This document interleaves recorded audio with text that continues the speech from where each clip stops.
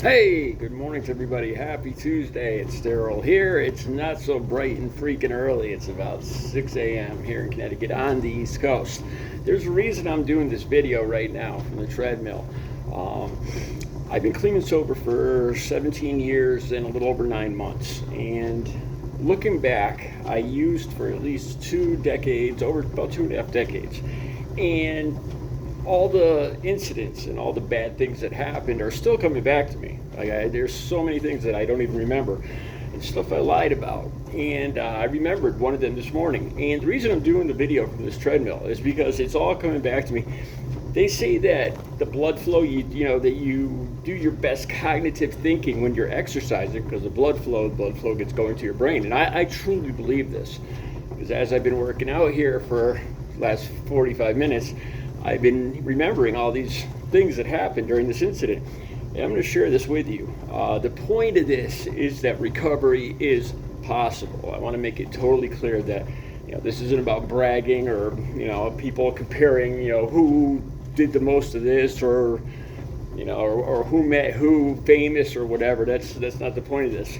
I'm going to tell you about the whole day.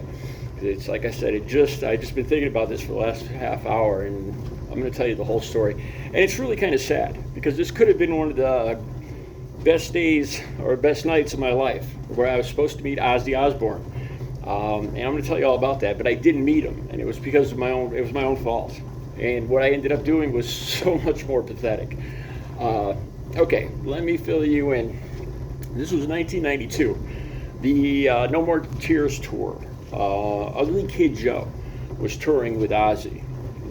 No More Tears tour, and there was a radio contest on our local radio station. I believe it was WHCN Hartford, and one of my friends that I hung out with, or people I used with, he was fantastic. He was unbelievable at calling up the radio station and calling right at the right time to win tickets. You had to be like the sixth caller for 106.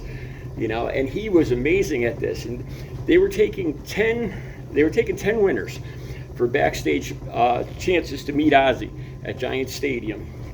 And then they were going to pick one of those 10 to meet Ozzy, the Mama, I'm Coming Home. And Ozzy was going to come to the person's house, and meet the family, Mama, I'm Coming Home. Okay?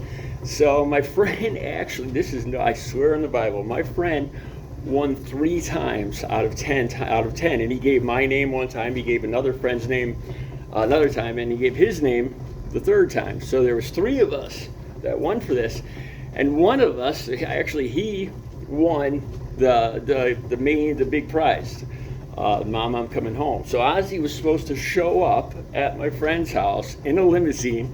Then we were supposed to take a ride with him, like around town or back to the radio station or whatever. It never ended up happening because supposedly we were all gathered there. There was about 50 people, because everybody heard about it. And let's see, I was probably 30, I was probably about 28 at the time, 26. And I was working. I was a truck driver. And I was also dealing. This is something I'm not proud of. And, I thought I was the big man.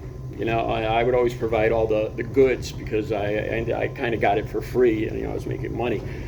And I ended up getting so let me go back to so it was canceled, the Mom, I'm Coming Home thing.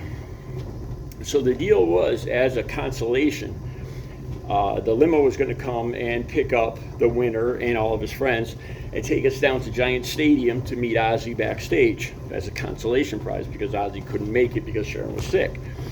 And so this was about probably, I don't know, it's about a month or 2 later.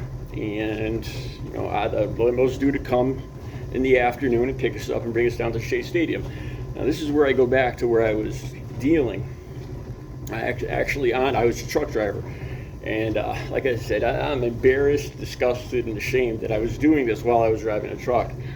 And I would go down to the city and purchase Columbia's finest. And for this night, or this day, I picked up a 1/4 ounce. And I started using it immediately during the afternoon. I went home, got out of work, and I went over to my friend's house. And by the time I got to my friend's house, by like 4 p.m., I was already tweaked to the by Jesus. My jaw was going, sweat pouring down and everything, and there was still, a huge amount left. So I started sharing it with my friends, of course, being the big man. Here's the thing too, maybe about 10 years later, my friends all end up most of my friends got clean or went to jail or died. And the ones that got clean didn't even want to know me. You thought, I thought I was the big man. I had control over these people and everything. And in the end, I ended up smoking it, and they were clean. They wanted nothing to do with me. They would turn their back on me when I walked in the bar or anything like that, because at that point, I was so low that, I was smoking it, and I was a mess, and it's quite a wake up. But anyway, the limo comes, we're playing the role. We're all tweaked. We all have our leather jackets on. We go down Route 95 South to Giant Stadium. I remember stopping at a bathroom, and we had the limo driver open the door for us. We all got out. My friends we all here down to halfway down our back, and we were like pretending like we were in a band. Hey, where's your guitar, Joe? When we went in the bathroom, so we were just idiots.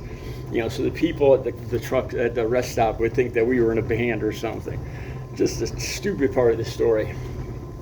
So we actually get down there, and it's nighttime. This was during the summer, so it was probably it was getting dark, about 7 or 8. By the time we got there, I was so tweaked that I could not function. My jaw is going back and forth. There's sweat pouring down, and we're at Giant Stadium, and I'm like, oh my God, how am I going to go in there? How am I going to, I can't imagine facing anybody, let alone Ozzy.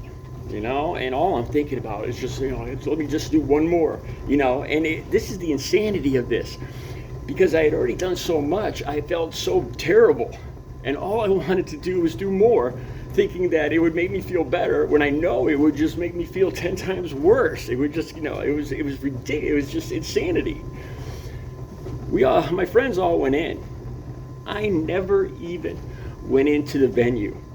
I never even used my ticket. I kind of separated off from my friends, and I ended up going back to the limo, and I just used everything that I had left in that bag, and I was just a mess. And I've talked about this before on how I had a cross addiction to like adult stores and stuff like that. So I'm in the limo all by myself, and I finish it off. The concert's still going on, and I get out and I start walking around the area looking for like adult bookstores or dealers or women of the night or anything like that. Well, I could hear the concert going on in the venue. I was supposed to be meeting Ozzy after the show, and this is what I'm doing. And I'm just a mess, sweating, everything. I get back to the limo, and all that's left is liquor. The limo was stocked with liquor, so I just started chugging liquor, and I just got totally messed up. I don't even remember my friends getting back to the limousine. They all met Ozzy. They all had a great time. They had everything, their stuff all signed, their shirts. To this day, I lied about it. I said, I must have got there at a different time. I must have met Ozzy at a different time. We must have just missed each other. And I think, looking back deep down, they must have known. I thought I was lying to them, but I'm sure they knew. They knew me. They knew what really happened. I never even went in. And so the limo went and dropped us all off, and I was last to get dropped off, and I actually got sick in the limo and threw up all over the back of the limousine. And I just remember the look of disgust. It was like 3 a.m, and the limo driver opens the door for me, and it's just this look at the back of the limo stinks.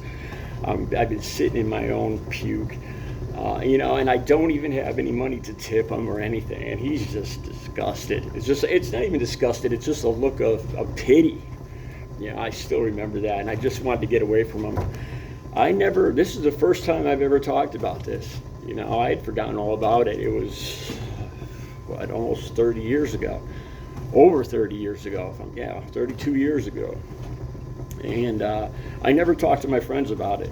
I lied about it for all the years that, the later years. I met Ozzy. I had him sign this and that, and I never even met him. I was just so messed up from using, and that's the joke of this stuff. I got it. because I wanted to be the big man. I wanted to, I thought it would make the night better. It'd be fantastic. It'd be an awesome night. We got all this stuff, we're going to meet Ozzy. And because of that stuff, I got so messed up that I couldn't even go in. I didn't even want to go in. I looked horrific. I looked like a freaking zombie walking around that parking lot that night, sick, sweating, my jaw going.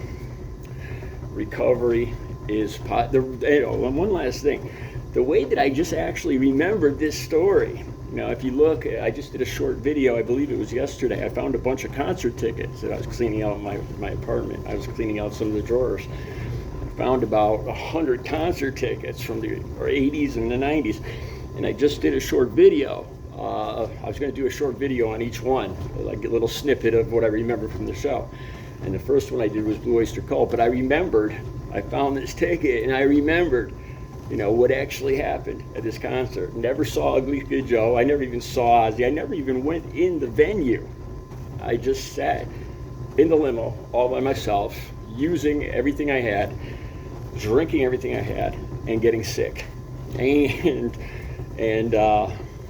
really shortchanging the limo driver.